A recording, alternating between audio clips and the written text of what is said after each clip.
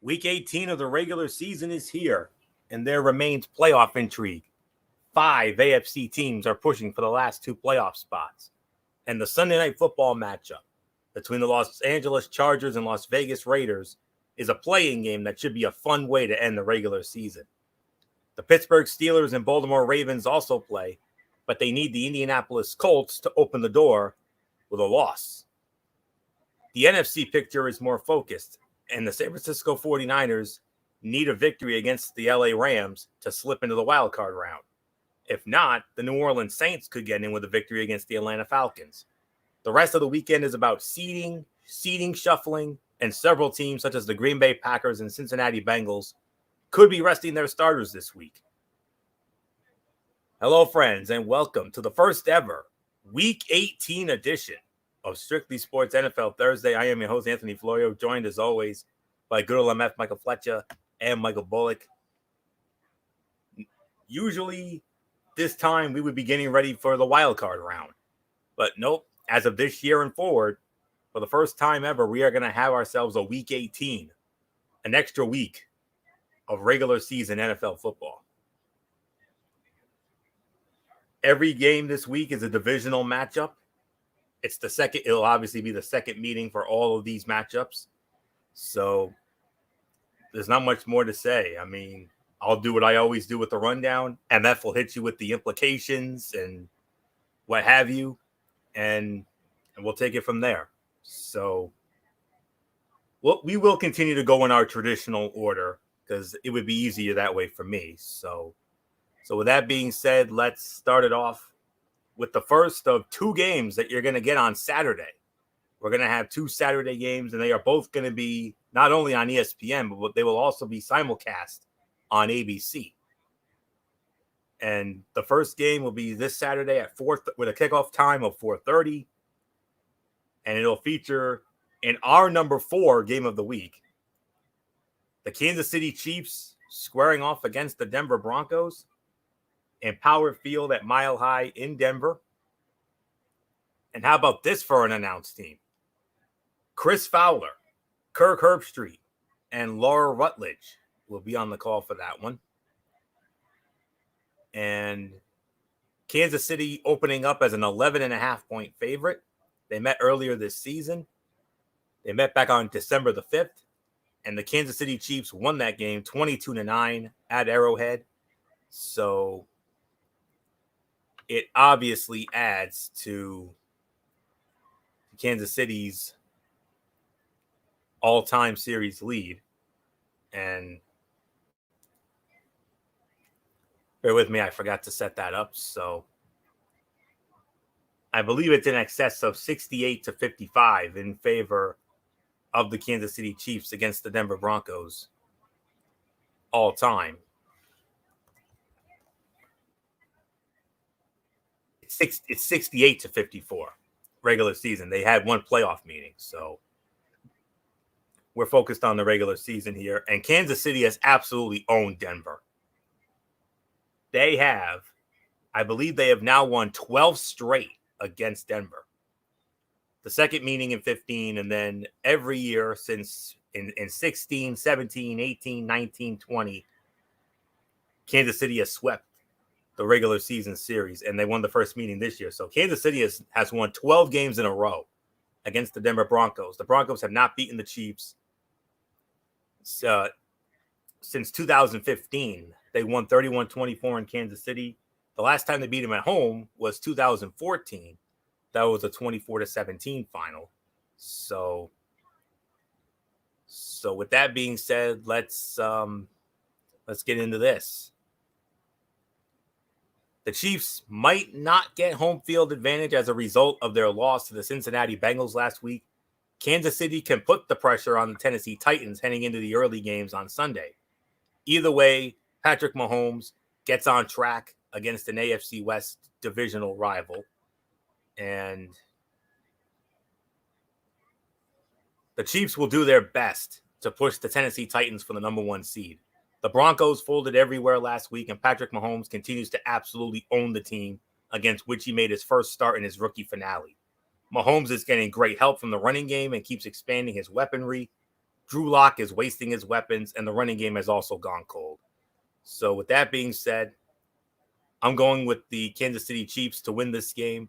My final score, I'm going to say 24-10. Kansas City takes care of Denver, makes it a lucky Baker's dozen, 13 in a row, and sweeps the Denver Broncos for the 6th consecutive year.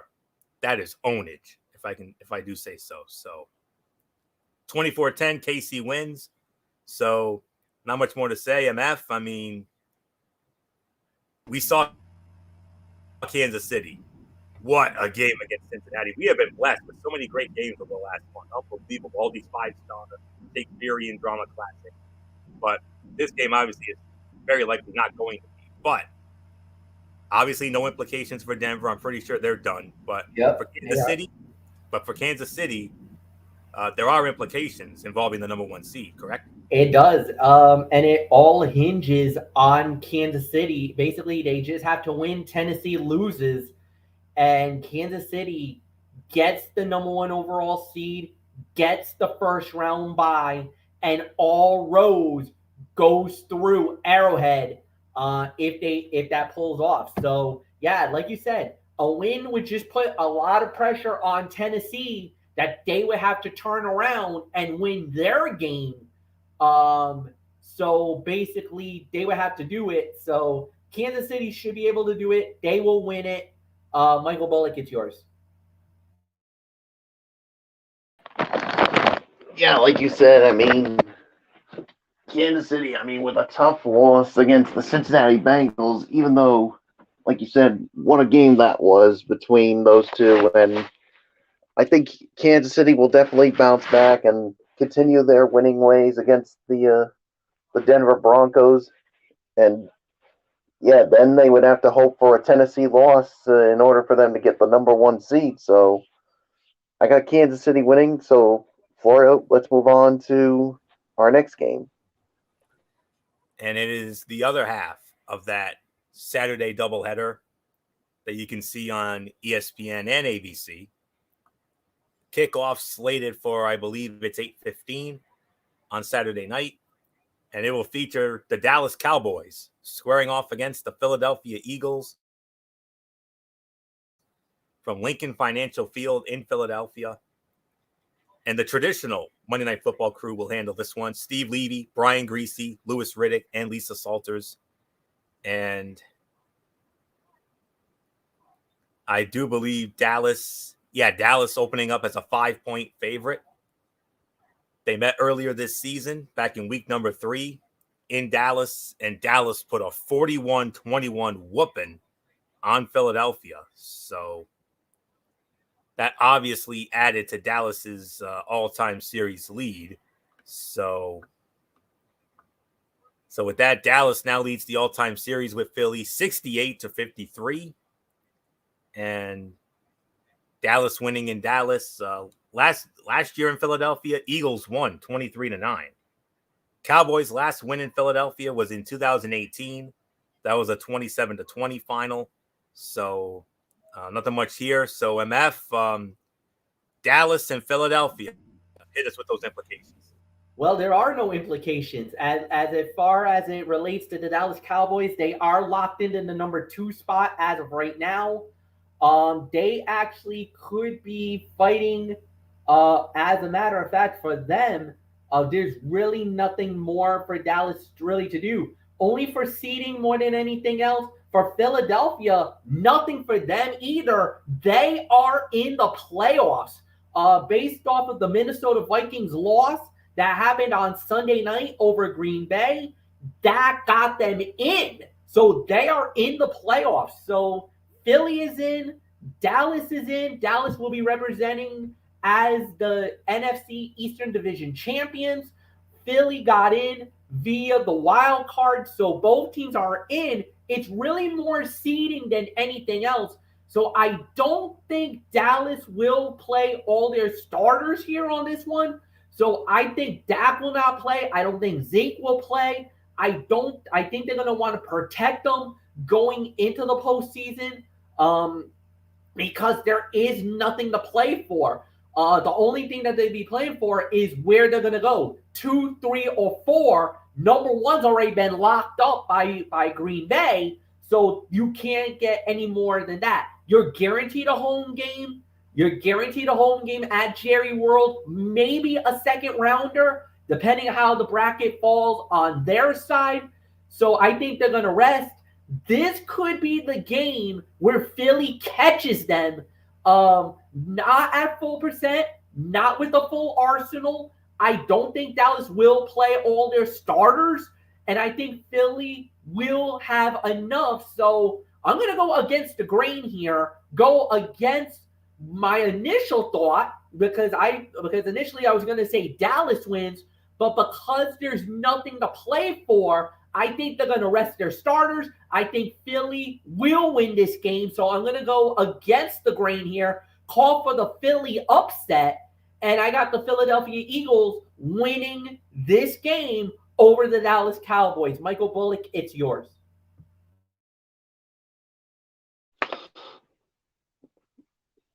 Yeah, like you said, I mean, Philly got into the playoffs, like you said, with the Minnesota Vikings loss. So, and then Dallas, of course, winning their division. So now the only question is which seed they're going to be. So there's still some things that they can play for, but yeah, I got the Cowboys winning this one, and yeah, there's nothing more to say. Florio, it's yours.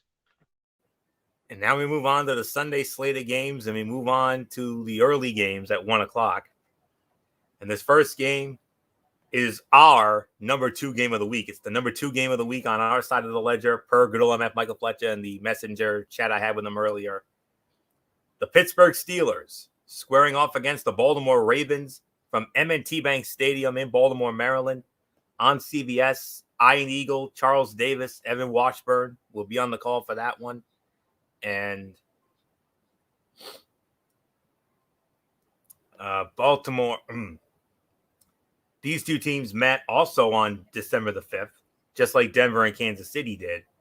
And it was the Pittsburgh Steelers who came away with the win, 20-19. So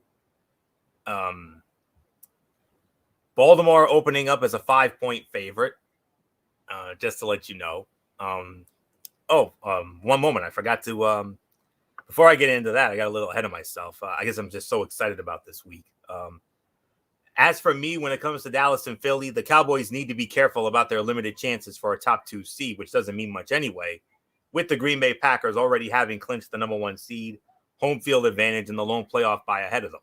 They could be facing the Arizona Cardinals in a rematch from this past week, and there's also a chance they play the Eagles in consecutive weeks as well. They would be smart to rest key players on both sides so they are at full strength for the wild card round. The Eagles might play starters a little more for tune-up purposes, especially defensively. Flip a coin when expecting to see not much of Dak Prescott or Jalen Hurts. Both teams clinched playoff spots, and Dallas missed out on its chance for home field with the loss to the Cardinals. The Eagles have won the last 2 in the series at home, which makes this a trouble spot for Big D. Will this be more of a dress rehearsal in the second half? Only time will tell, but I got the Philadelphia Eagles winning this game. I'm going to go 24-21. Philly beats Dallas. Now on to Pittsburgh and Baltimore. And that game at M&T Bank Stadium in Baltimore on CBS, 1 o'clock to kick off our early window on Sunday with Ian Eagle, Charles Davis, and Evan Washburn. We have Baltimore opening up as a 5-point favorite, even though Pittsburgh won the earlier meeting last month in Pittsburgh, 20-19. So it adds to Pittsburgh's all-time series lead. They now lead the series 28-23 with the home win. Pittsburgh won in Baltimore last year, 28-24. Ravens' last home win against the Steelers, 2019. That was a 28-10 final. So there isn't much more to say here. So Michael Bullock, we started off with you. Our number 2 game of the week, the Pittsburgh Steelers and the Baltimore Ravens. Boy, you got 2 rivals here that are battling for their playoff lives here, and yeah, I mean, this is going to be something. I mean,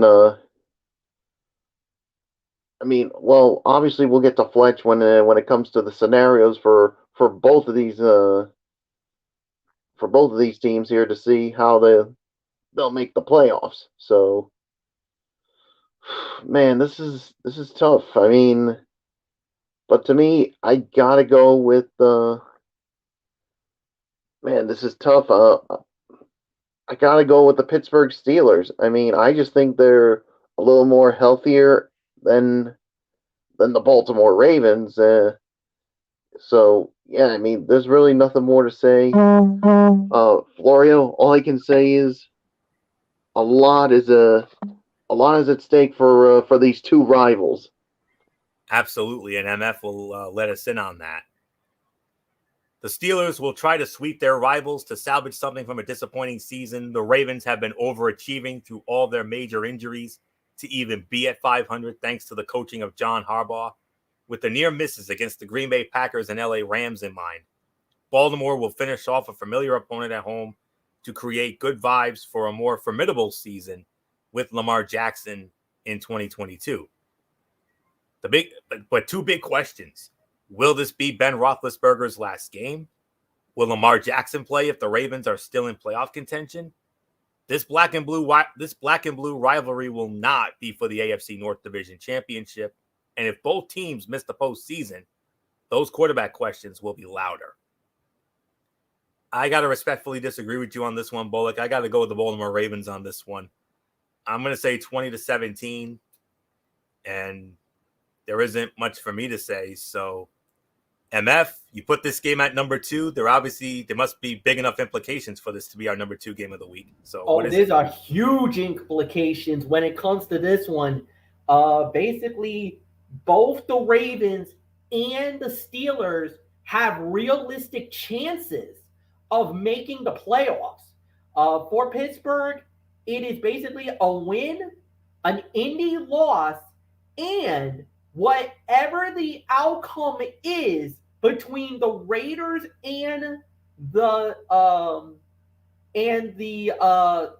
Raiders and the Chargers, as long as the game does not end in a tie. So whoever loses will be knocked out, and if the Steelers win and Indy loses, then that will give Pittsburgh the ticket to the playoffs. Now for Baltimore, they literally got to pull the inside straight. It's not out of the realm of possibility, but they would have to win their game. The Chargers would have to lose. Indy would have to lose. And for some reason, and I can't believe this, but the Miami Dolphins would have to lose their game against the New England Patriots. So whatever that be, whatever it is, we'll wait and see. But for me, like you said, I think the Lamar thing is going to be the biggest moment. We'll have to see how that plays out. But after this, who knows how it plays out? Pittsburgh got a big win last week. They needed that win. That really protected them more than anything else. And without a doubt, it was an incredible situation. I'll say this. I think Pittsburgh is motivated enough in my mind that I think that Pittsburgh will win this game. So I'm going with the Steelers, and then we'll wait and see what happens after that. So I got nothing more to add. So Anthony, Anthony, back to you. All right. Very good, MF. So moving on to our next matchup, we have a game that you would expect to see on CBS, but it ended up getting cross-flexed to Fox. Good one here, too. The Cincinnati Bengals squaring off against the Cleveland Browns from First Energy Stadium in Cleveland, Ohio. This game will be over on Fox, and as soon as I get it up here, slow loading. Okay, and on the call for that one will be Kenny Albert, Jonathan Vilma, and Lindsey Zarniak. Cleveland opening up as a 6-point favorite. These two teams met back on November the 7th in Cincinnati, and the Cleveland Browns put a whooping on the Cincinnati Bengals, 41-16 at Paul Brown Stadium. So with that being said, checking the all-time series lead, I believe. Just trying to find it here. All right. Cleveland cut into Cincinnati's lead. Cincinnati now leads the all-time series 51-45. And Cleveland's actually won 3 in a row against the Bengals. They won in Cincinnati here. They won in Cincinnati last year, and they won in Cleveland last year. Cincinnati winning in Cleveland 35-30. The Browns have actually won the last 3 meetings against the Bengals at home. The Bengals have not won in Cleveland since 2017. 2017, Cincinnati put a 31-7 beatdown on Cleveland in Cincinnati. So with that being said, the Bengals should avoid playing Joe Burrow coming off his right knee tweak, knowing their seating situation can't change too much, assuming the Chiefs win on Saturday. Cincinnati did what it needed to do to lock up the AFC North Division title and will use this meaningless intrastate matchup as a half tune-up and half bye. The Cleveland Browns, like the Baltimore Ravens, will position themselves for better fortune next year with a much-needed good performance from Baker Mayfield.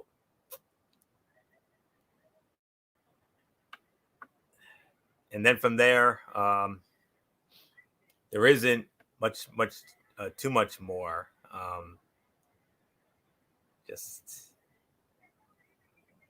All right. I think I got it here. All right. It's very, very high, very, very low here. All right. Come on.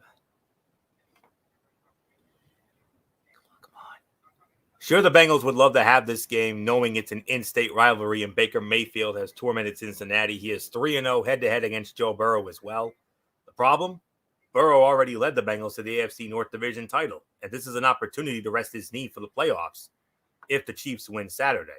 If Burrow plays, then we're going to have to reevaluate this pick. But for right now, I say Cleveland takes advantage. So I'm going to go with the Cleveland Browns to win this game. My final score, I'm going to say 23-17. Cleveland defeats Cincinnati. So there isn't much more to say. MF, we know Cleveland's out. But are there any implications for Cincinnati, or are they pretty much all set after that epic win against KC that we saw? Believe it or not, Anthony Florio, there is an outside shot that the Cincinnati Bengals gets the number 1 overall seed in the AFC. Yes. And as a matter of fact, you're really going to say in just a minute, because Cincinnati will have to be a Buffalo Bills fan on Sunday. Now you're like, what? Mike, Cincinnati rooting for Buffalo? What the hell are you talking about? Are you on something? No. This is the beauty of the NFL, ladies and gentlemen, and here's how it can get done. So, okay, first, the obvious. Cincy has to win. Tennessee would have to lose. Kansas City would have to lose. And Mike Bullock, ears to this, your New England Patriots would have to lose to the Miami Dolphins in order for this to happen. But here is the other scenario that I was talking about, Anthony. And that is, if Cincinnati wins, Tennessee loses, Kansas City lose, and the Buffalo Bills, that's right, the Buffalo Bills beats the New York Jets because there's a tiebreaker somewhere in there that would be, I think, strength of victory. And because if Buffalo beats the Jets, and I know Cincinnati, I think, beat the Jets earlier in the year, it actually would help Cincinnati get a higher percentage over Tennessee, over Kansas City, and over New England that would get them the number 1 seed in the AFC, believe it or not. Whoever would have thought that? But I'm going to go with Cincinnati to win the game. I do believe they'll get the job done. Mike Bullock, it's yours.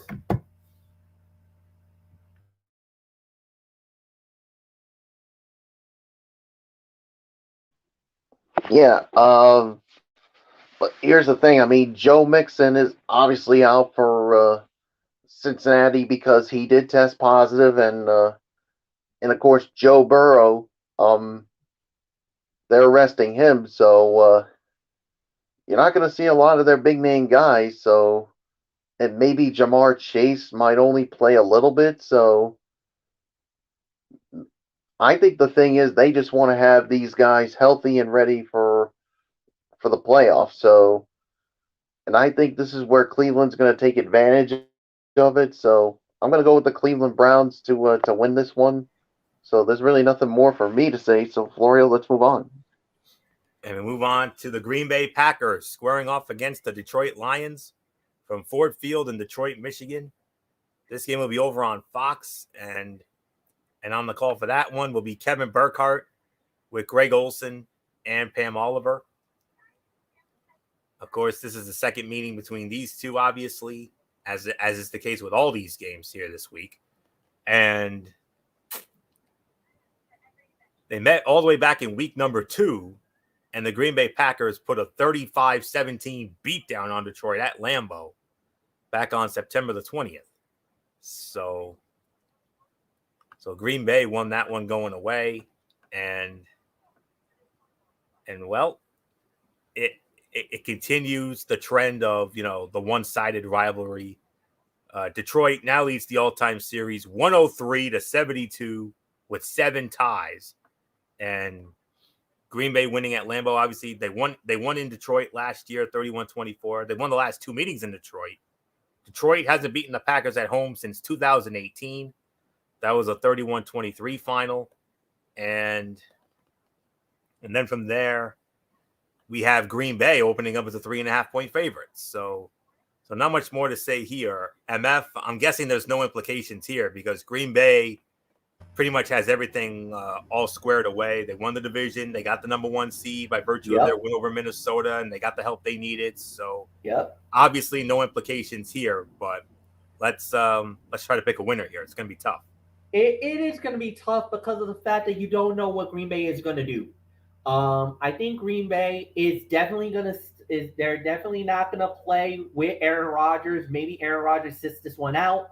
I could also see that they might sit out Davante Adams. If there's a game where Detroit could steal it, this would be the game, and this would be the moment, because I think you're going to see more backups, more reserves. I don't think Green Bay will have anything to worry about. They locked everything up. They got the 1 seed. They got the division. They're the best team in the NFC. So, to me, honestly, I can't believe I'm about to do this. I can't believe I'm about to say this. I'm going with the Detroit Lions to win the game. I'm going to do it. I'm going to pull the trigger. This is one of those Week 18 matchups that you're just like, you know what? The hell with it. So, Detroit wins in an upset over Green Bay. Florio, it's yours. Bullock, it's yours. Yeah, I mean, like you said, for Green Bay, they basically have nothing to lose. They got the number 1 seed, so I think this is where they're gonna probably rest a lot of their regulars, especially Aaron Rodgers, and I could see it as an opportunity for Detroit to take advantage of. So I can't believe I'm saying this, but I'm going with you, Fletch. I'm going to go with the Detroit Lions to win this one. So, Florio, it is yours. Yeah, I'm right there with you. Let's see. Get ready for this line to shift dramatically because it's unlikely Aaron Rodgers with a toe will play, knowing the Packers have home field advantage for the playoffs. Green Bay has time to get healthy, but that doesn't mean that Jordan Love can't beat the Lions. And Detroit might not hang in the home finale. The Packers won't be taking chances with a slew of banged-up players, including Aaron Rodgers, Aaron Jones, and Davante Adams. Their defense also could use some healing. Jordan Love, with his second extended game action, and will need to operate with some other backups. Green Bay also doesn't want to get worn down defensively, setting up a double bye before the divisional playoffs. Detroit hasn't quit in any game all season for Dan Campbell and will take advantage of a rested opponent to end on a positive note. Amon-Ra St. Brown's team gets the better of Equanimous St. Brown's team with a lot of help from DeAndre Swift. So I agree with you guys. I'm going with the Detroit Lions to win this one as well. My final score is going to be 23-20. Detroit beats Green Bay. So not much more to say there. So let's move on to our next matchup here, which will feature the Tennessee Titans squaring off against the Houston Texans from NRG Stadium in Houston, Texas. This game will be over on CBS, and on the call for this one will be Andrew Catalon, James Lofton, and Cherie Burris. And Tennessee opening up as a 10-point favorite. And these teams met back on November 21st in Tennessee. And believe it or not, the Houston Texans actually won that game by a score of 22-13. Yeah, Houston stole one there. So with that cut into Tennessee's series lead. The Tennessee now leads the all-time series 21-18 now, snapping a 3-game losing streak to Tennessee. Houston winning in Nashville. Last year in Houston, it was the final week last year. Tennessee won a wild one, 41-38. They've won the last 2 years in Houston. Houston's last home win against Tennessee was 2018, 34-17, the final. So not much more to say here. I believe this goes to Bullock. So Michael Bullock, Tennessee, basically, they control their own destiny now. All they got to do, just win, baby. Just win, and they will be the number 1 seed in the AFC. Yep, that, like you said, Florio, all they got to do is win, and the road to Super Bowl 56 on the AFC side will go through Nissan Stadium in Tennessee. So, yeah, I mean, but the thing is, I mean, and they have to take note of this. I mean, and here's what I have to say to them. Do not fall into that same trap that the LA Chargers did. They did that, and look what happened. It cost them. So just play your game and don't fall into that same trap. Tennessee wins this one. They lock up the number 1 seed, and the road to Super Bowl 56 goes through Nissan Stadium just in time, because, as Florio, I give it to you, once they get that number 1 seed in that bye, a certain running back is on his way back, and that could spell trouble for the AFC. Absolutely, it will. that Bullock referring obviously to Derrick Henry, and who's been out for the last couple of months because of the injury he suffered. But anyways, getting into this on my end, we anticipate the Titans will need to win to get that number 1 seed, and Mike Vrabel won't need to preach about overlooking the opponent, knowing the Texans won the first meeting 22-13. Tennessee rolls on the road with the running game, and perhaps Derrick Henry will return after the playoff bye week. The Titans haven't changed their identity without Derrick Henry. They are a little less explosive, but they are an excellent physical run-heavy team with a defense that stays relentless and is getting more help from a maligned secondary. They will run often again with former Texan Deontay Foreman and Dontrell Hilliard, and Ryan Tannehill will continue to feed better off the energy.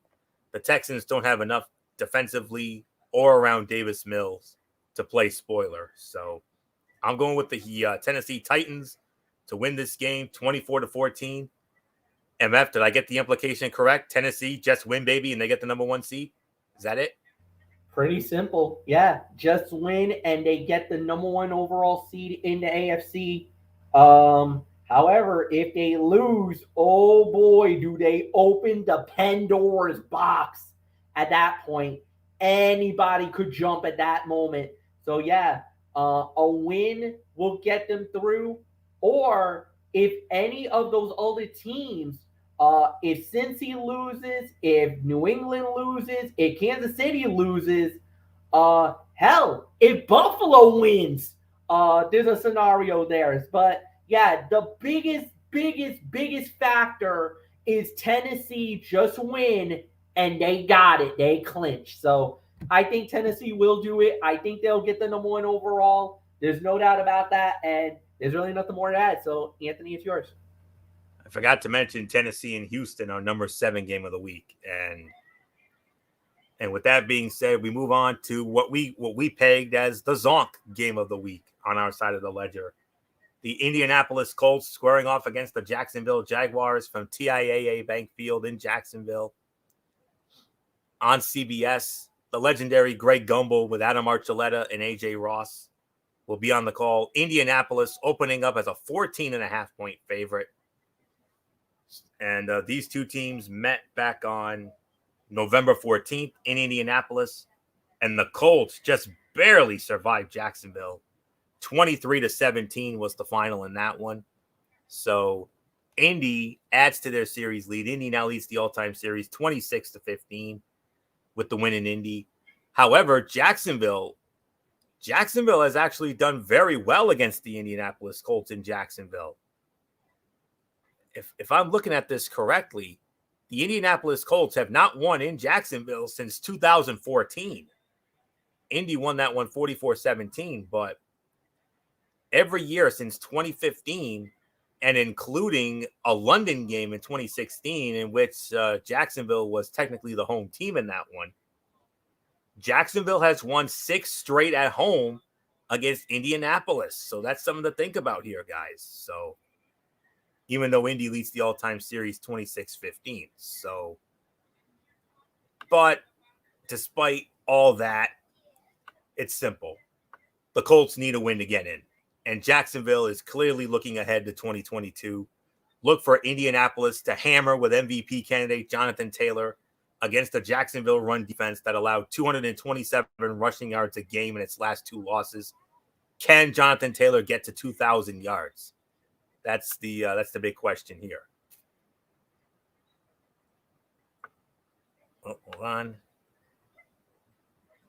The Colts won't waste their second chance to take care of business. The Jaguars folded as expected against the New England Patriots last week, so we're going right back down that well, given how desperate the visitors are to punch a second straight playoff ticket. This shouldn't be hard to do, as Indianapolis can just feed Jonathan Taylor often against a wilted run defense. Indianapolis Colts win this game. My final score 34-7, and just like with team, maybe, but I'm gonna take a stab at this one. Save you a small trip here. Indy wins and they're in. Is that correct? Pretty much. If Indy wins, then they're in. However, if for some reason that they do fall, then basically they would need a loss by the Chargers, a Pittsburgh loss, and a Dolphins victory over the New England Patriots. So there's about 3 possible scenarios for Indy, but the most logical one, just beat the Jaguars and you're in. You control your own destiny at that point. And Indy does win, by the way. All right, Bullock.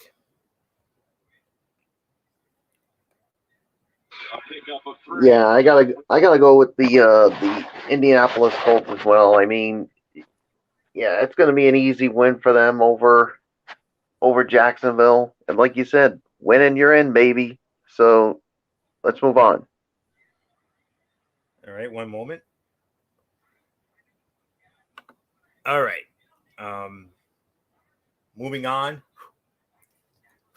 All right, moving on to. Now, we have 2 early games left, and neither of these games have playoff implications. So we'll get them out of the way here.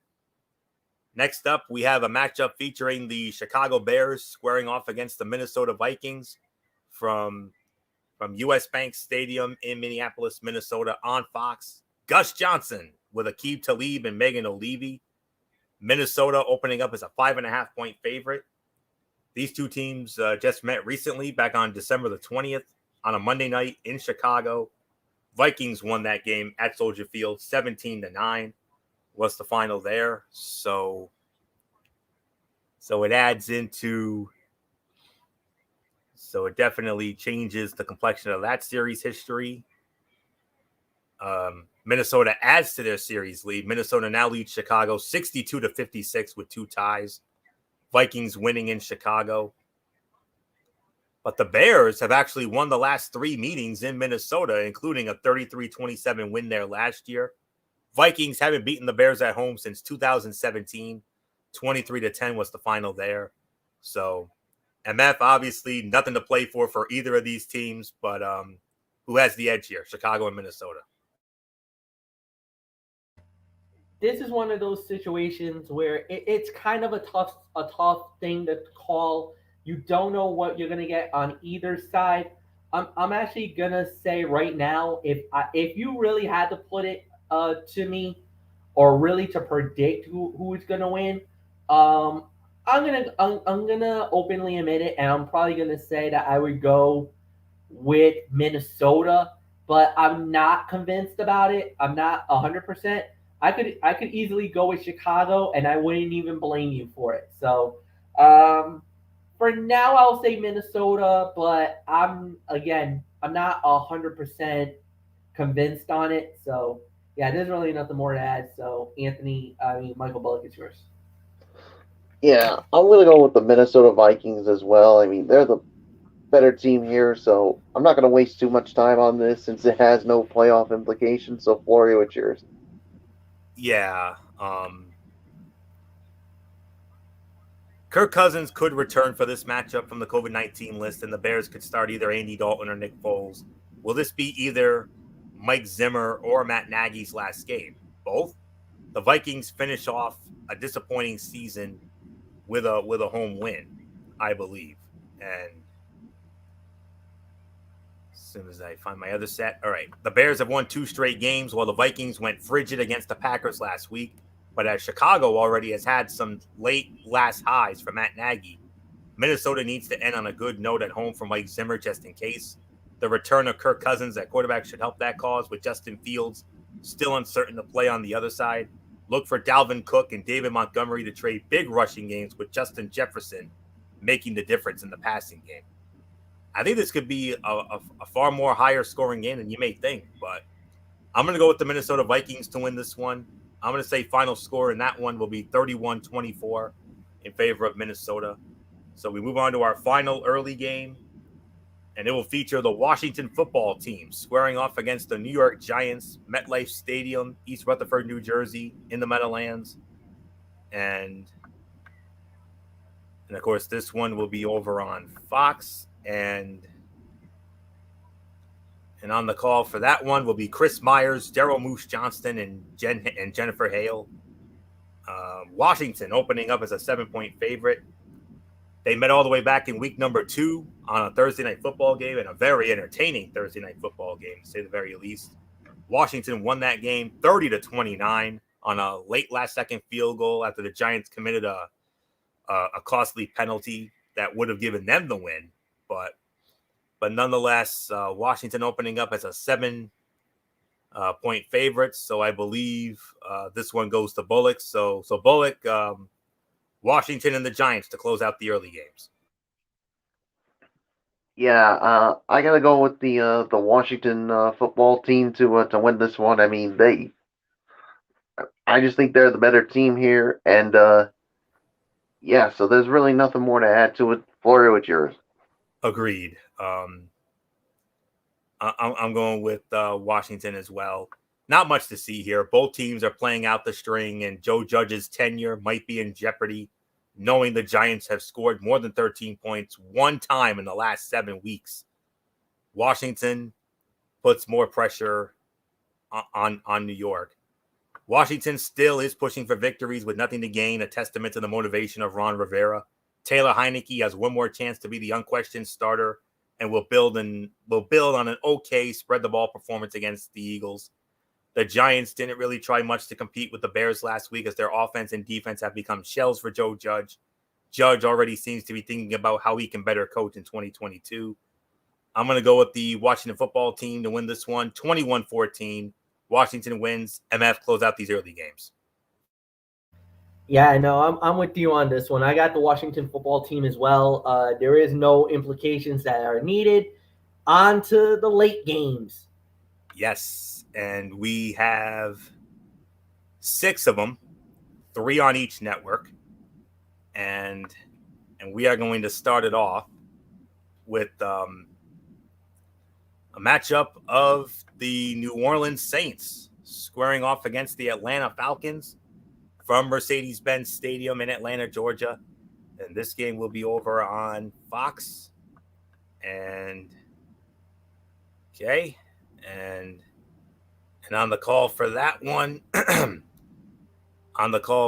will be Kevin Kugler, Mark Sanchez, and Laura Oakman. New Orleans opening up as a 3.5-point favorite. And the in the first meeting, they met back on November the 7th in the Superdome, and Atlanta came away with the win 27-25. So Atlanta leads the all-time series now 53-51. Very evenly matched up series between these two. And the Saints have won the last 3 meetings in Atlanta, including a 21-16 win there last year. Falcons' last home win against the Saints was 2017. That's been a theme tonight. 20-17. That was the final score in that one. So I think I've got all the schematics out of the way. So excuse me. So oh yeah, that's right. I started off. So all right, New Orleans and Atlanta. Here we go.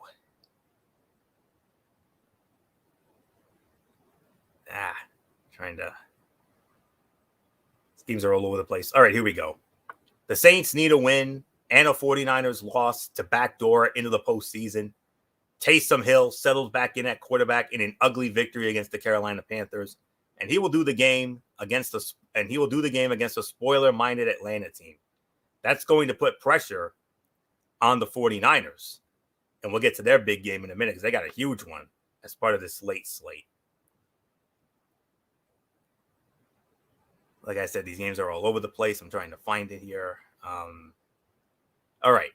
The Falcons have had an okay first season with Arthur Smith as head coach. With playoff hopes dashed, they will be focused on playing spoiler for the Saints at home. This is bound to be another close game between the mutually hated Dirty South rivals. New Orleans offense can be effective again with Taysom Hill, but Atlanta will counter with a strong host effort by Matt Ryan. Younghoe Koo maybe knocks home the game winner in a physical battle of attrition. But considering the Saints have more to play for than Atlanta, I'm going to say New Orleans barely steals one here. I'm going to say 21-19. New Orleans beats Atlanta. So not much more to say. MF, we know Atlanta's out. But New Orleans, I know their chances are slim, but I understand there is a way that New Orleans can get in. Is that right? Yeah, there is a possible way for New Orleans to get in. It is a little bit of a reach, but New Orleans can get in basically with a win, and they would need the San Francisco 49ers to lose to the LA Rams. If that happens, that New Orleans leapfrogs and they get in. They will be in the playoffs. So I think New Orleans will win it. That will put pressure on the Niners to win their game. But, man, they're going to have a daunting task as they have to go up against a very good Rams team. But I think New Orleans will win. They will put the pressure on, and that will leave us with a very interesting matchup at the very end. So, Bullock, is yours.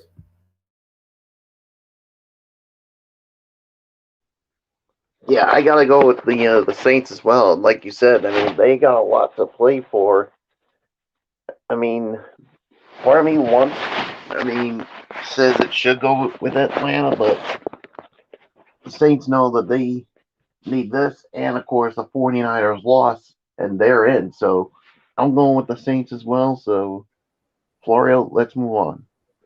Yeah, I went a smidgen out of order here. That should have been the game that we're about to do now should have been the game we just did. Small little hiccup here, but we got the Seattle Seahawks squaring off against the Arizona Cardinals from State Farm Stadium in Glendale, Arizona, formerly the University of Phoenix Stadium. Adam Amin, Mark Schlereth, and Shannon Spake will be on the call for Fox on that one. Arizona opening up as a 6.5-point favorite. These two teams met in Seattle on November 21st. Arizona got the win.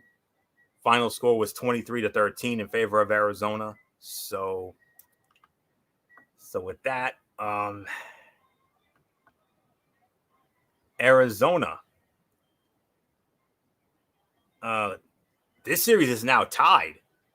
The Arizona-Seattle series is now tied 22-22 with one tie. The one tie, of course, was that dud 6-6 game in 2016 in Arizona. But the game in Arizona last year, Arizona won 37-34 in overtime.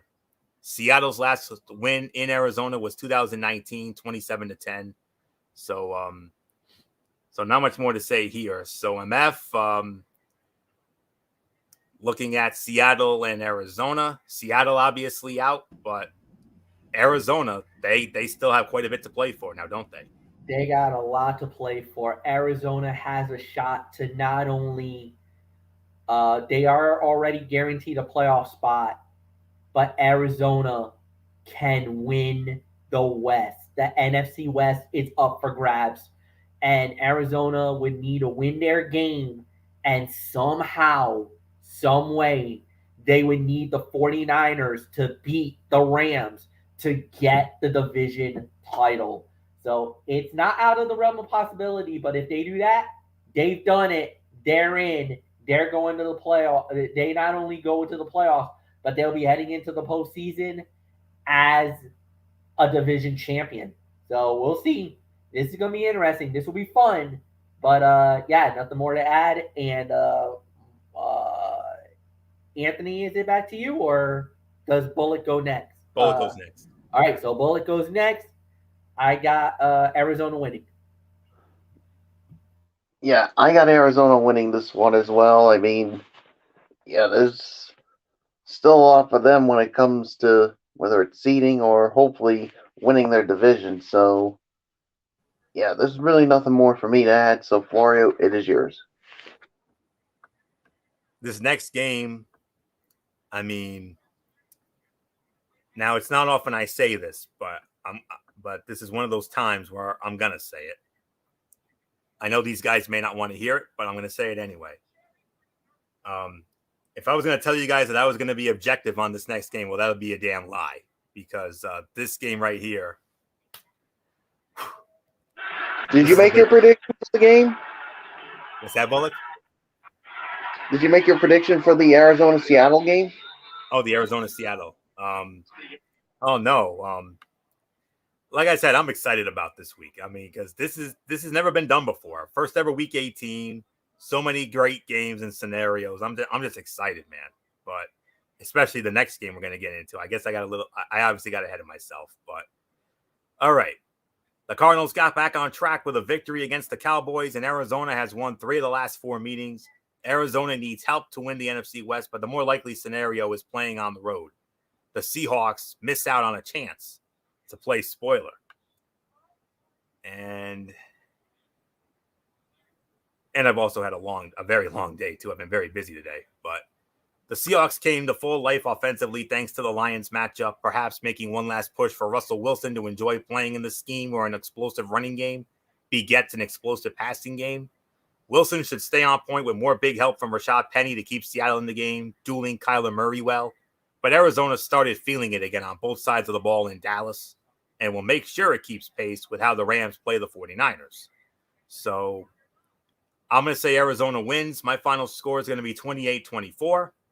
Now let's get to the game that out of all of them, this is the one that I'm honestly looking forward to the most. Next, of course, next to the Tony and Mikey special, of course. Of course, again, like I said, if I told you guys I was going to be objective, well, that would be a damn lie, because this is big business for me right here. because it'll be the New York Jets squaring off against my Buffalo Bills from Highmark Stadium in Orchard Park, New York. Over on CBS, 4:25 kickoff. Kevin Harlan, Melanie Collins. Buffalo opening up as a 16-point favorite. Yeah, you heard that right. 16-point spread for Buffalo. They met in New York at MetLife on November 14th. That was a get-right game for Buffalo. They got it right and then some. 45-17 beat down of the Jets in the Meadowlands. Add to their series lead, 65-56 in favor of Buffalo. Buffalo has won 3 in a row against the Jets. They won an ugly game in New York last year, 18-10. They've won the last 3 meetings in hold on. Yeah, that was in New York. In Buffalo won 27-17. The Jets' last win in Buffalo was 2019. That was an ugly 13-6 final. But there isn't much more to say on this. So forgive me for my excitement, guys. I've also had a very busy day, too. So I've had a lot to do today. So, all right, Bullock, come on in. The New York Jets, the Buffalo Bills. And the reason why I'm excited, well, you guys, you two of all people should know why I'm damn excited about this. But if you don't, hit him with it. You know why I'm excited about this. Because what happens if Buffalo wins, Bullock? What happens? Well, I think it's plain and simple for you, Florio. The Buffalo Bills win this game.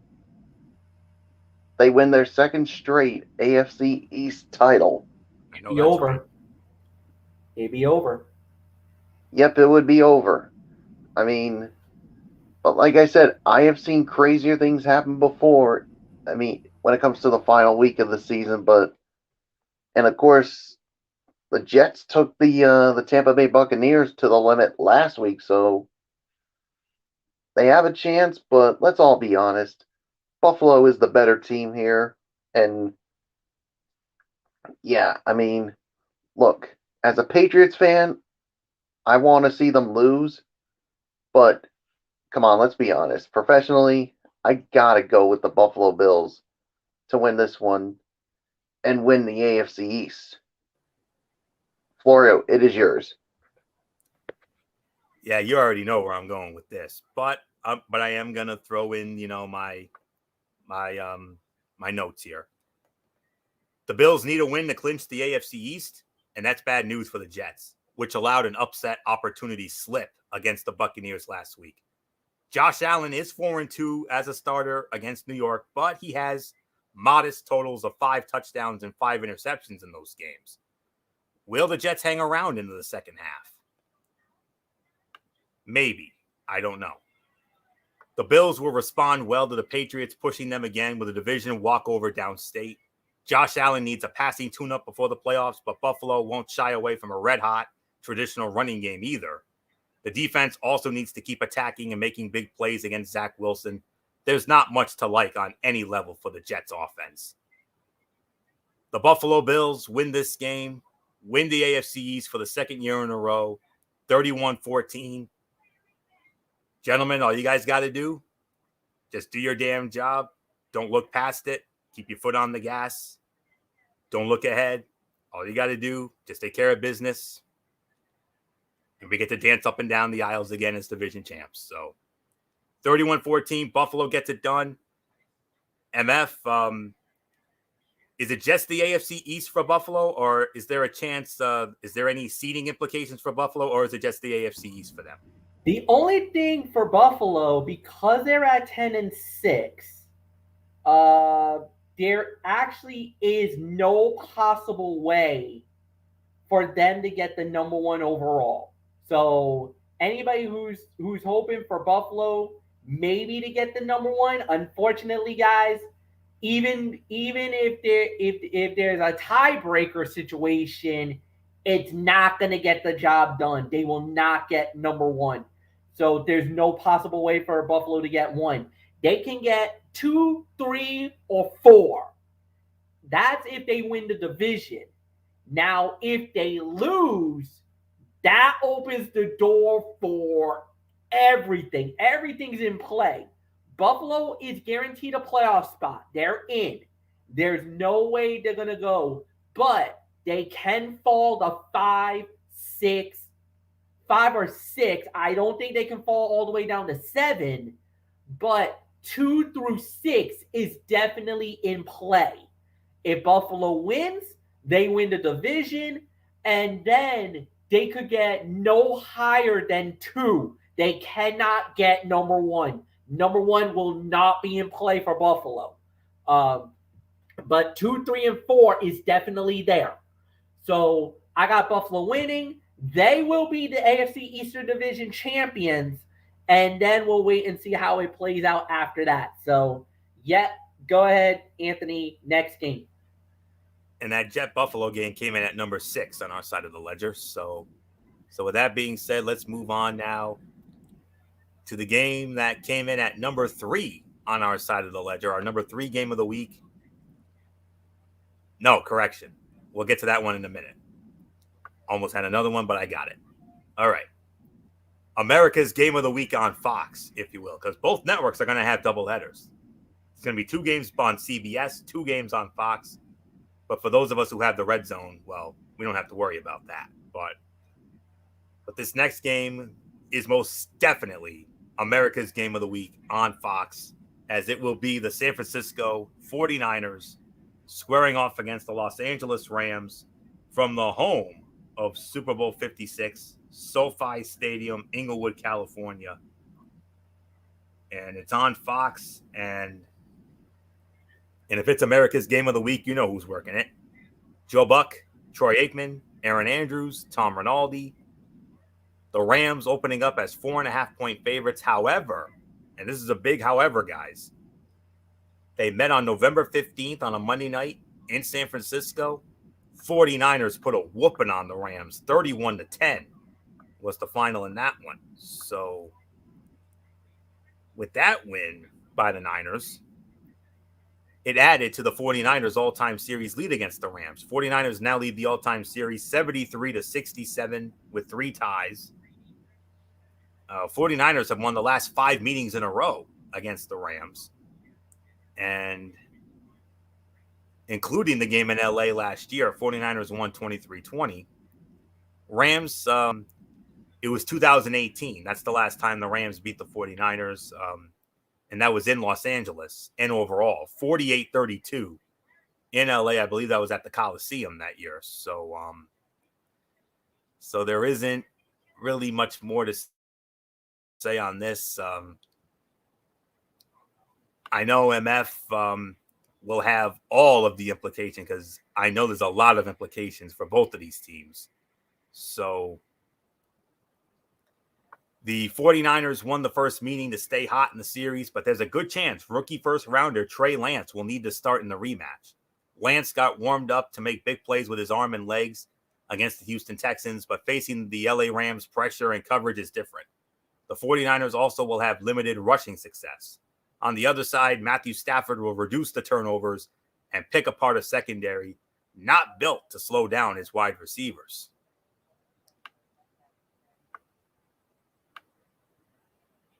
The 49ers can clinch a playoff berth with a win, and it will be interesting to see if it's Trey Lance or Jimmy Garoppolo under center. San Francisco is 5-3 straight up on the road this season and won the first meeting. They could be a dangerous team in the playoffs should they get there.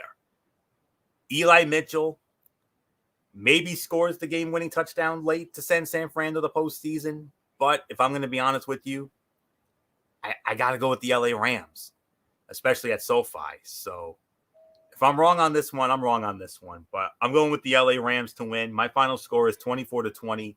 The Rams get it done. MF, I know there's a lot of implications, so nothing left to say except hit us with them. All right. Well, if the San Francisco 49ers beats the LA Rams, then all they would need at that point, I had to pop up myself. Basically, for the Niners, it's simple. You beat the Rams, you're in the playoffs. You get in. Or you would need New Orleans to lose their game against Atlanta, and that gets them through. For the Rams, it's simple. You win the game, you clinch the NFC West.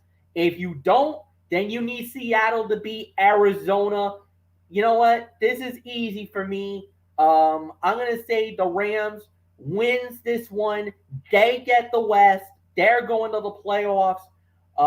Then it all hinges on what happens with New Orleans. If New Orleans wins, then they go through. If they don't, the 49ers are going to the playoffs. And let me tell you, they're going to be a dangerous out because, like you said, it's all about certain players. Deebo Samuel, man, what a breakout year this kid has had this year, man. Snatching chains, killing secondaries, and making life miserable for everybody on the defensive side. And I love Eli Mitchell. I love Eli Mitchell. And I know you love Eli Mitchell too. But man, my boy Deebo, he reminds me of the Deebo. Yes, I'm talking about Zeus, Tiny Lester. God rest his soul in heaven, man. He reminds me of Deebo in from the movie Friday back in the day, the Ice Cube Chris Tucker movie, man. Every time you see him, you're like, oh snap, it's Deebo. Who? Deebo. Hide your chains. He's the chain snatcher. That's what he's been doing all season long to everybody. He's one of my personal favorites. I hope the Niners win it, but I just don't see it, man. The Rams were set up for this kind of moment. This is why they gave up all those first-round draft picks to get Matthew Stafford, to get over the hump, and make themselves a legitimate contender. They win this game at SoFi. They cement themselves at least a guaranteed playoff game at the home of the Super Bowl this year. This is going to be fun. We got nothing more to say. I got the Rams winning, guys. I got the Rams winning and going to the playoffs. So as the division champion, nothing more to say. Yeah. Bullock, is yours. Yeah, I'm with you, Fletch, on this one. I got the Rams winning this one. I mean, San Francisco's definitely going to come out fighting because knowing that they have a chance at making the postseason, but the Rams are just too good. I think the Rams will win and win their division. So, Florio, it is yours. All right, Bullock, here you go. This is the game that I know you're going to have the most vested interest in because both our teams are going to be playing at this exact same hour. This is our number 3 game of the week on our side of the ledger. The New England Patriots squaring off against the Miami Dolphins from Hard Rock Stadium in Miami, Florida. Spiro Ditas, Jay Feely, and our old friend Jenny Dell. Jenny Dell will be there in Miami. New England, however, opening up as a 6-point favorite. You know these two teams. You know what happened earlier this year with these two. Week 1, Foxborough. The Miami Dolphins stole one in Foxborough, 17-16. Miami now leads the all-time regular season series 57-52 with the win in Foxborough. The Dolphins won the last meeting in Miami last year. 22-12 was the final there. New England's last win in Miami was 2019, 43-0 beatdown. We all remember that. I know it's a game MF prefers to forget, but that's ancient history now. So with that being said, I believe and I think it's only fitting MF starts it. I believe MF starts it off here. So, all right, MF, New England and Miami. It's our number 3 game. Miami, oh boy, MF, I got to be honest with you. I really feel for you, man. I mean, your Dolphins, they dug themselves a humongous hole, 1-7, nearly got out of it, got to 8-7, and then the Tennessee Titans happened to them. They got delicious squashed by the Titans at Nissan, unfortunately killing their playoff hopes. But there are implications for New England. What are those implications for Bullock's Patriots? Well, first and foremost, for New England, basically, it's simple. You win and Buffalo loses, the New England Patriots, or as I like to affectionately call them, the Lally Lule Lo, wins the AFC East. They win the AFC East. They take it all. They win it, and it's theirs. However, Mike Bullock, listen to this. Ears up. With a New England Patriot win, with a Buffalo Bills loss or tie, a Kansas City outright loss, and a Tennessee Titan outright loss, the New England Patriots wins the AFC, the number 1 seed, and all roads goes through Foxborough. It goes through Gillette. And God knows what happens when the Patriots are a 1 in the playoffs. We all know what happens at that point. We've seen this script too many times.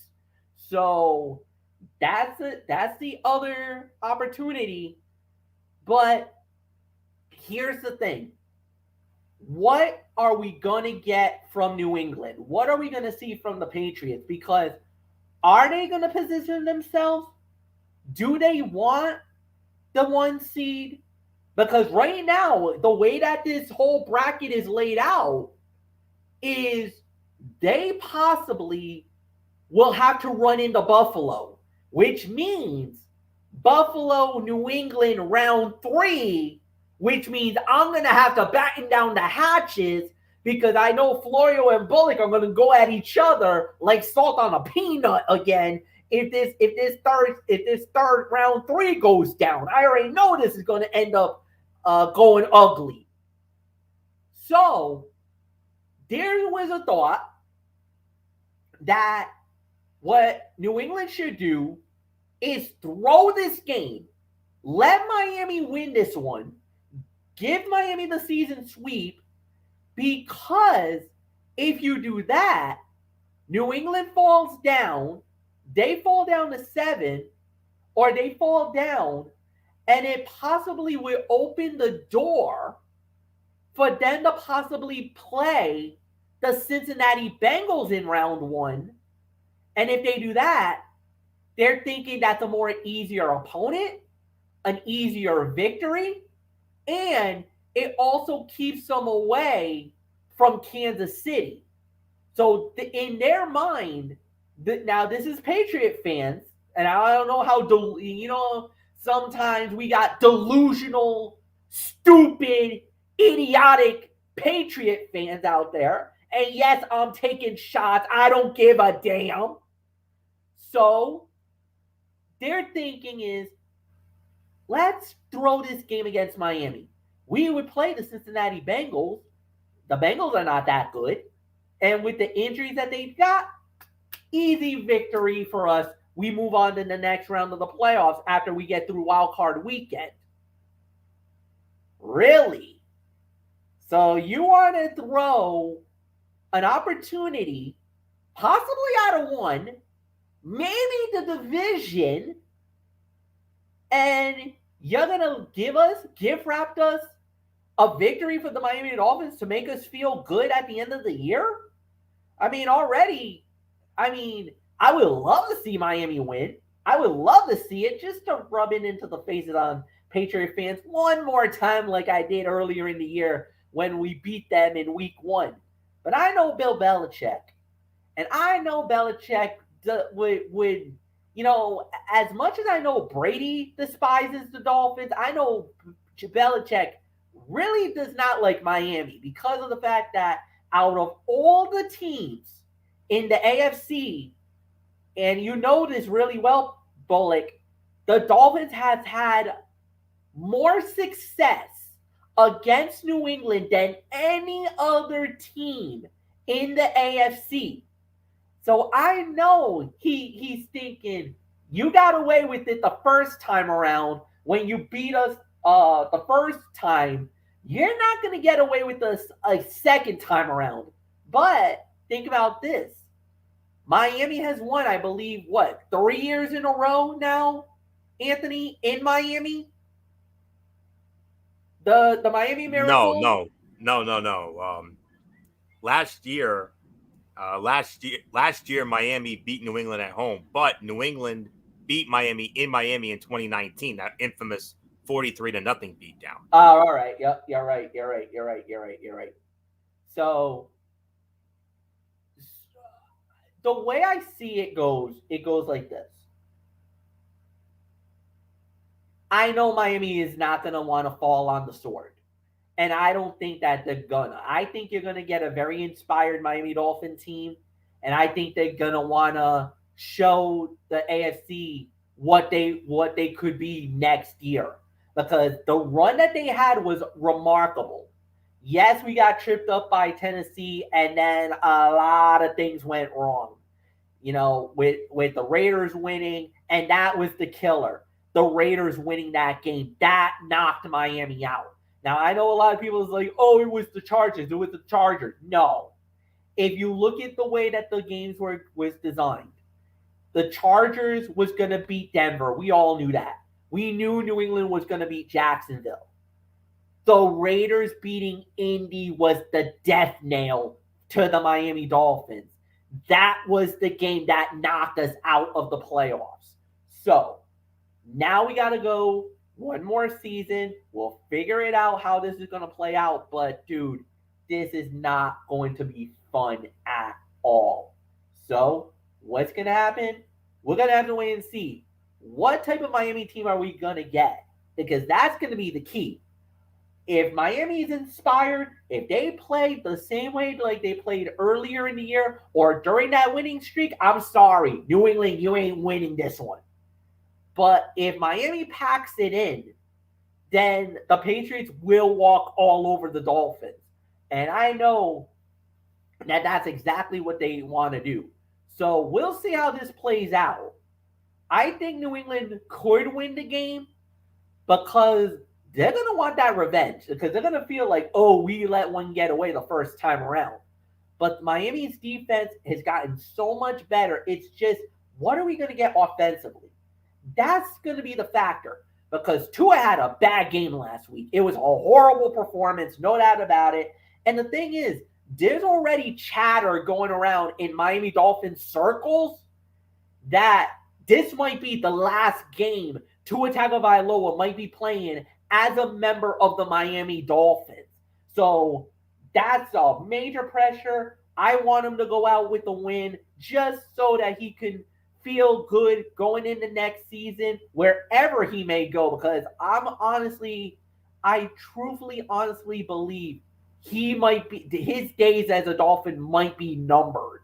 And I hate to say that, because I was one of those guys who was excited, absolutely over the moon, when we got Tua Tagovailoa as the quarterback of the Miami Dolphins in the draft. When we got him in that draft, I was pumped more than anybody else, because I believed that he was going to be that star. So I don't know what's going to happen. I just feel like this could go either way. It's just, what are we going to get? I don't know what we're going to get. I think it'll depend very early. We're going to have to watch this game really early to see how this plays out. If Miami plays inspired football, if they play it like we're going to win this thing, goodbye New England, you're goners. If Miami kind of plays like they play against Tennessee, then New England will win this one pretty handily. So I don't know. This one's tough. Bullock, division on the line, possible 1 seed on the line. And like I said, there's been a few fans out there that wants to see New England lose. So what says you? I really want to hear you more than me, because you're the Patriot fan more than anybody else. So I left a lot at the plate for you. So go ahead, dissect all that. Well, here's the thing. I mean, I want to. I think it all depends on the outcomes of some of these games. I mean, if Tennessee, Kansas City, and Buffalo win, then to me, I think Belichick should pull the starters and basically just focus on the game, or on getting it, or not the game, but basically getting his players healthy for the playoffs, his main guys. So that's what I think. So,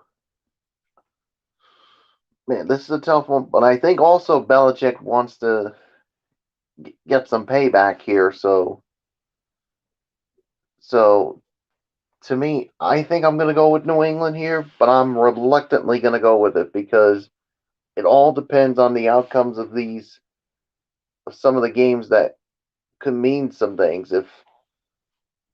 if none of those scenarios happen, I think Belichick needs to pull his starters because he wants to keep them healthy going into the playoffs. So nothing more to say. Florio, it is yours. Yeah. Very, very, very tough to call. Absolutely. I mean, this is one that can literally go either way. And yeah, so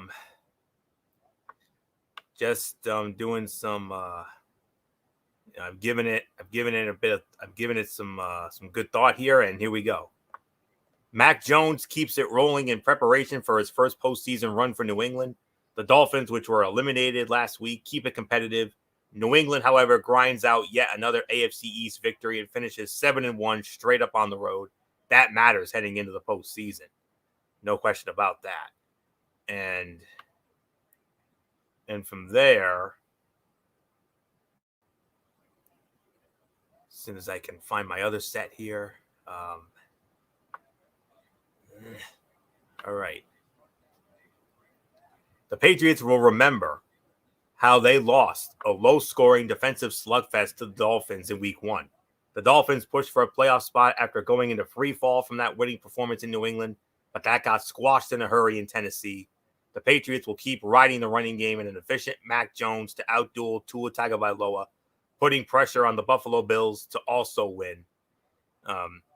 So I'm going to say the New England Patriots will grind this one out. I'm going to say 28-21, New England knocks off Miami. So with that being said, let's move on to our final late game, and the game that came in at number 5 on our side of the ledger. This is a game that you would usually see on CBS, but it got cross-flexed over, or I should say you would see on Fox, but got cross-flexed to CBS. The Carolina Panthers squaring off against the Tampa Bay Buccaneers from Raymond James Stadium in Tampa, Florida on CBS. And believe it or not, on the call for this one, hello, friends. Yes, believe it or not, Jim Nantz, Tony Romo, Tracy Wolfson, they're going to have this game, believe it or not. And Tampa Bay opening up as an 8-point favorite. These two teams just met a couple weeks ago, day after Christmas, in Charlotte, and Tampa put a 32-6 beatdown on them. So they cut into Carolina's series lead. Carolina now leads the all-time series 24-18. Bucs have won 3 in a row against the Panthers, including last year in Tampa. Tampa won 31-17. In 2019, Tampa Bay was the home team when these two teams played in London, but Carolina won 37-26. The Panthers' last outright win in Tampa was 2017, a 17-3 win. So not much more to say here. So Michael Bullock, Carolina and Tampa Bay. Does your old franchise quarterback close it out on a strong note heading into his latest postseason run? I think they can close it out because they really need to, especially with everything especially with the Antonio Brown fallout, which I really don't want to get into because it's. So basically, I think Tampa Bay wins. They get some momentum going into the playoffs, and they start the defense of their Super Bowl title. So, Florio, it is yours. The Buccaneers will look to put behind the Antonio Brown drama, and this is a team that needs to get healthy for the postseason. That means starters, including Tom Brady, could sit in this one. The Buccaneers proved last year that playoff seeding doesn't matter with Brady. The problem is the Panthers are in disarray either way. And just trying to find my other set here.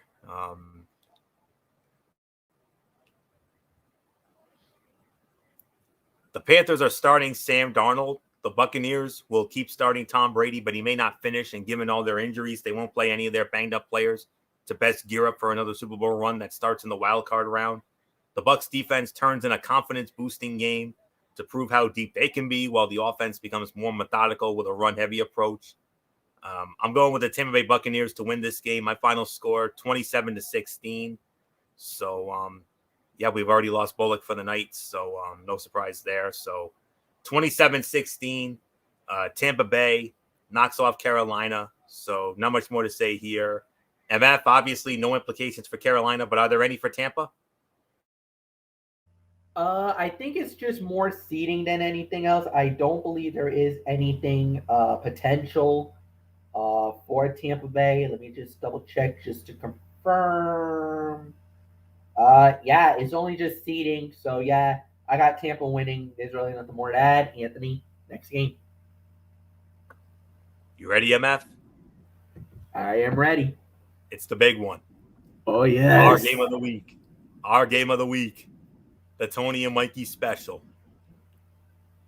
Classic case of what Vince McMahon infamously said leading into the 2001 Survivor Series. It's winner take all, if you will. The final game, the 272nd game of this expanded regular season, of this extra 1 week season. And here we are. For the final playoff spot in the AFC. Sunday Night Football on NBC, 8:20 Eastern kickoff. It will be the Los Angeles Chargers squaring off against the Las Vegas Raiders, Allegiant Stadium, Las Vegas, Nevada, on NBC. Al Michaels, Chris Collinsworth, Michelle Tafoya. Chargers opening up as 3-point favorites in this one. And these two teams met.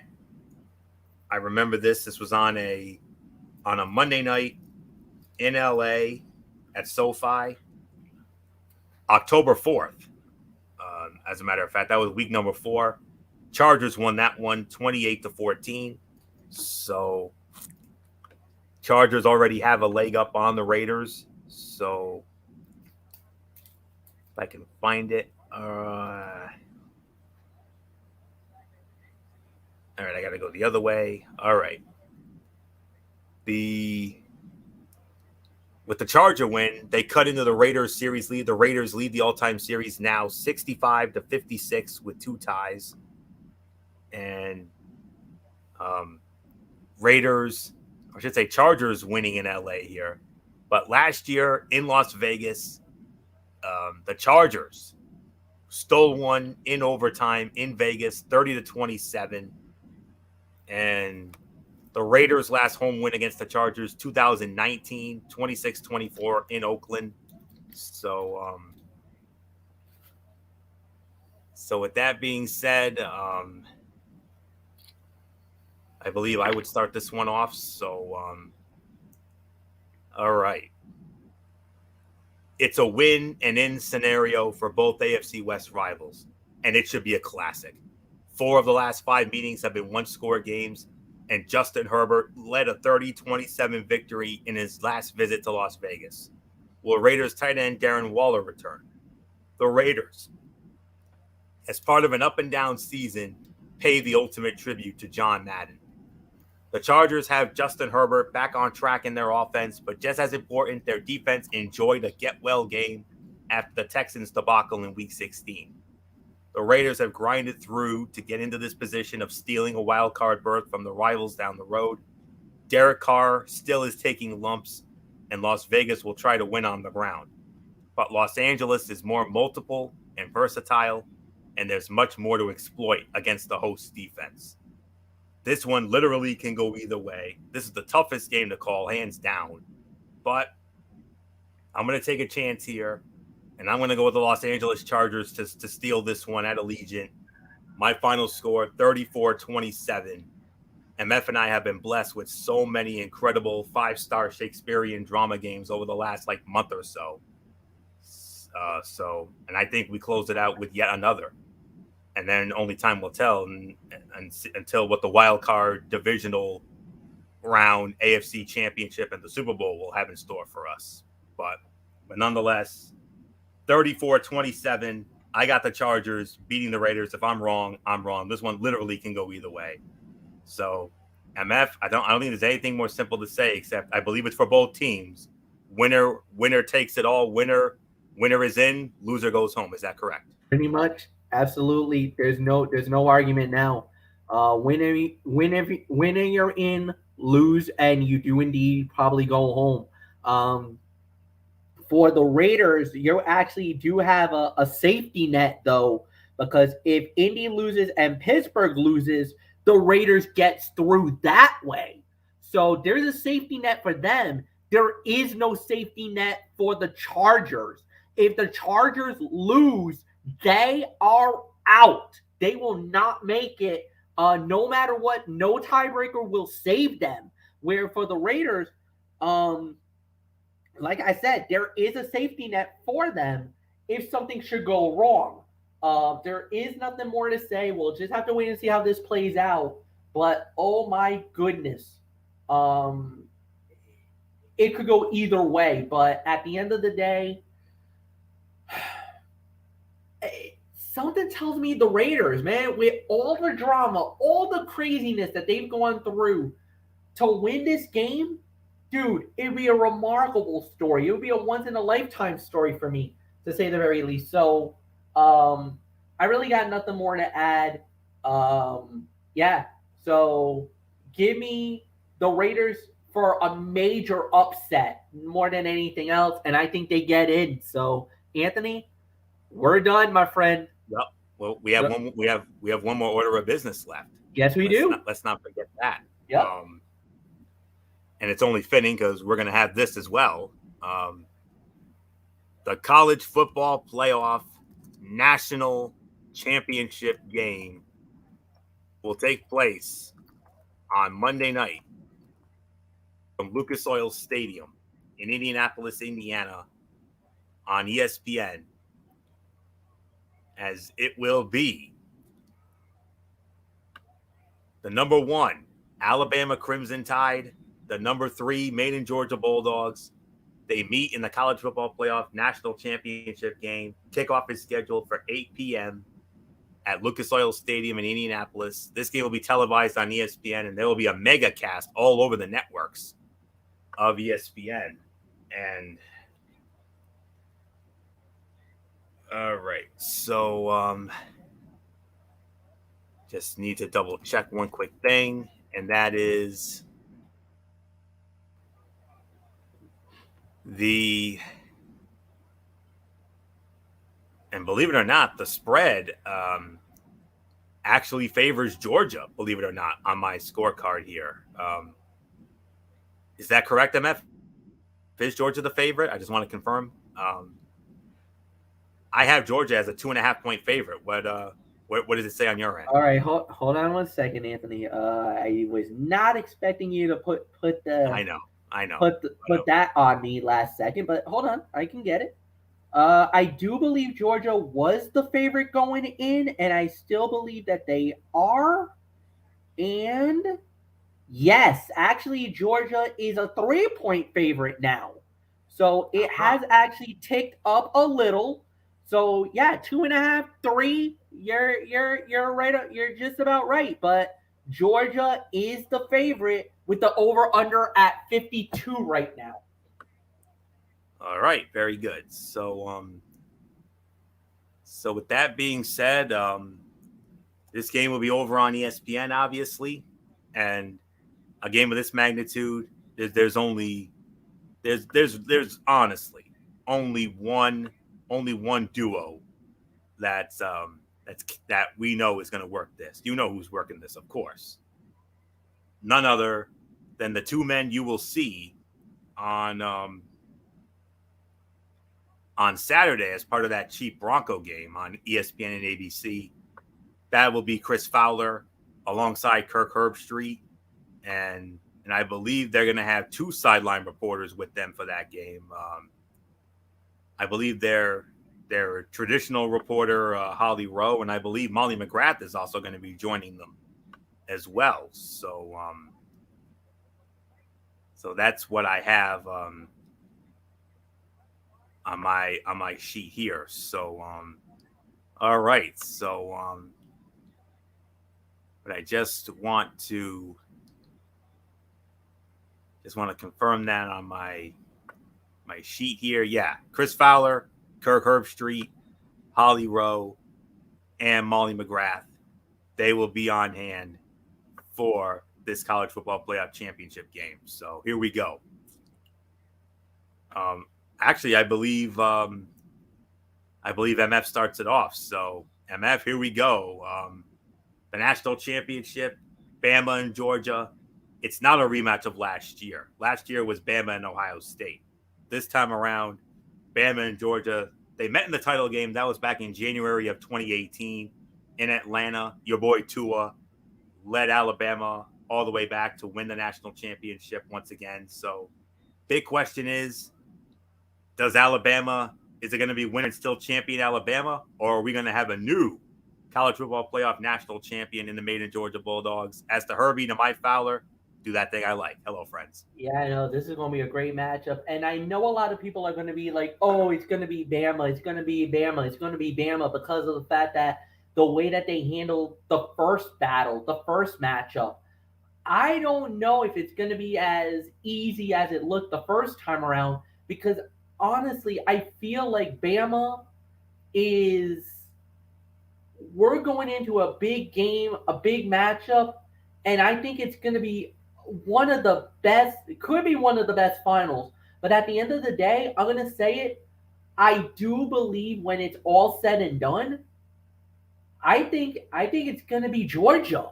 I don't know why. I think Georgia. I think they found themselves when they beat Michigan, because remember, everybody expected Alabama to do their business and beat Cincinnati the way they did, but nobody really knew what they were going to do when Georgia and Michigan, because that was number one offense versus number one defense.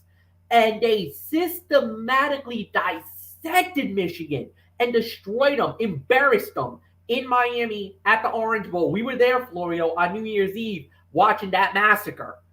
I truly believe when this is all said and done, I think Georgia is propelled, they're focused, they're ready. I think they get the job done. Georgia finally figures out the Alabama puzzle and they win the national championship. That national championship trophy is heading to the hedges of Athens, Georgia.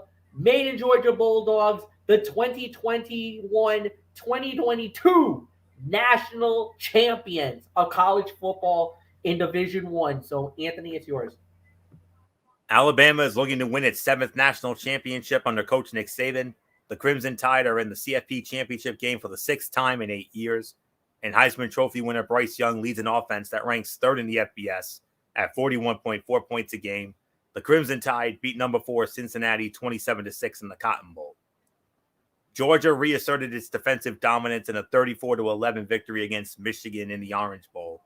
The Bulldogs led the FBS in scoring defense at 9.6 points a game. Stetson Bennett led a big play offense, and Coach Kirby Smart will get another shot at Alabama on the big stage. The Bulldogs are a 2.5 to 3-point favorite. It's a rematch of the SEC championship game, which Alabama won 41-24. It's also a rematch of the 2017-2018 CFP championship, which the Crimson Tide won 26-23 in overtime. Will the Bulldogs flip the script, or will the Crimson Tide pile on yet another national championship? Here is everything you need to know. Now, this is one trend you definitely need to know. Alabama has won 7 straight meetings against Georgia, a streak that dates back to 2008. This is the 5th straight top 5 matchup between the programs. And another trend, the underdog is 6-1 against the spread in those last 7 meetings. So something to watch for there. 3 things to watch. Number 1, Stetson Bennett's 3rd shot. Bennett silenced the critics at least for a week by passing for 313 yards and 3 TDs in the 34-11 beatdown of Michigan. The Bulldogs quarterback has completed 58.8% of his passes for an average of 304.5 yards in the last 2 meetings against Alabama. But that comes with 5 touchdowns and 5 interceptions. Bennett's favorite target in the last meeting was tight end Brock Bowers, who had 10 catches for 139 yards. Alabama cornerback Josh Jobe is out for the season, and Jalen Armour Davis left the semifinal against Cincinnati with a hip injury. Will those injuries in Alabama's secondary lead to more efficiency for Bennett? Number 2, missing Mechie. John Mechie III is also out for Alabama after suffering a torn ACL in the SEC championship game. Alabama offensive coordinator Bill O'Brien favored a run-heavy attack in the CFP semifinal against Cincinnati, and All-American receiver Jamison Williams took on more of a possession role with 7 catches for 62 yards. Ja'Cory Brooks and Slade Bolden caught TD passes, and tight end Jaleel Billingsley could be a sleeper target in this matchup. And number 3, who wrecks the game plan? Given the injuries in the secondary, Alabama defensive coordinator Pete Golding could dial up the pressure with linebackers Will Anderson Jr. and Christian Harris. They combined for 11 tackles in the first meeting, and Anderson had a sack. Georgia, meanwhile, did not have a sack in the first meeting. All-Americans Jordan Davis and Nakobe Dean responded from that with dominant performances in the semifinal matchup against Michigan, and they will need to make more of an impact to slow down Young in the rematch. Stat that matters, the longest running play in the first matchup was 15 yards. Which team supports their quarterback with a running game more? James Cook led Georgia with 38 rushing yards in the first meeting. That's not enough to beat Bama. He had 112 yards receiving in the semifinal against Michigan and could be used in that role again to isolate Alabama's linebackers. Brian Robinson, meanwhile, had 26 carries for 204 yards against Cincinnati. Robinson kept the Bulldogs honest with 16 carries for 55 yards in the SEC championship game, but Alabama will have to do a better job running the ball in this game. This won't be a blowout like last time. Georgia got its groove back on both sides of the ball, and Alabama has depth to overcome injuries on both sides of the ball. Look for Georgia to jump out to a quick lead again, like they did in the SEC championship game. The Bulldogs might even lead at halftime. Then Bryce Young, the Heisman winner, delivers a quick strike to Williams that starts the rally, and Alabama breaks the hearts of Georgia fans again. I believe the Crimson Tide will win a 7th national championship under Nick Saban. Next victim. Dynasty rolls. All will be right in the college football world. Best for business wins out again, and you know how the committee would love that. I'm sorry, MF. I mean, I would love to see Georgia win. I really would, but I got to say Bama pulls it out. 28-24, Alabama beats Georgia and wins yet another national championship and adds to their never-ending dynasty. So that'll do it. That will put the bow on this Week 18 edition of Strictly Sports NFL Thursday. We want to thank you all so very much for tuning in as always. We will be back with you tomorrow night over on MF's channel, 11 p.m., immediately following AEW Rampage for the first Cerebral Smack Talk of 2022. We will review Friday Night SmackDown, AEW Rampage, and MF will have a Mikey's Mindset for you as he will recap Wrestle Kingdom, the 2-night event, Wrestle Kingdom, New Japan. MF will have every nook and cranny of that show. And then we'll be off on the weekend. Then we'll be back with you on Monday, right back here on the Tone 25, Ridiculously Raw. Another special edition. We'll review Monday Night Raw as always. But in place of my Tony's take, I'm going to have a full review for you guys of the Impact Wrestling Hard to Kill pay-per-view that goes down this Saturday night. MF, if you want to join me in that review, you're more than welcome, or feel free to chime in at any time if you'd like. Wednesday, we got Wednesday Night Mayhem, NXT 2.0, AEW Dynamite as always. Next week on this program, it's a very simple show. We're going to recap the national championship game, and we will preview the 6 super wildcard weekend NFL playoff games that go down in the wildcard round, and then do it again with the Cerebral Smack Talk. So that's it. So until tomorrow night for the Cerebral Smack Talk over on MF's channel, BraceFan95, this is Anthony Florio here for good old MF Michael Fletcher, and in spirit, Michael Bullock, Dede Woodson, and of course, the man who put this all together 10 years ago, Derek Ferreira. You know the routine, everybody. Thumbs up. Talk to you later. Yeah. Throw it up Fortune 4 style. Bye for now, my friends. God bless. Be good to each other. Have a blessed Friday, and until tomorrow night for the Cerebral Smack Talk, you've been watching Week 18 of Strictly Sports NFL Thursday right here on the Tone 25 on YouTube and StreamYard.com. For everybody who has been a part of this one, for now, Anthony Florio. So long. Bye, everybody. Bye.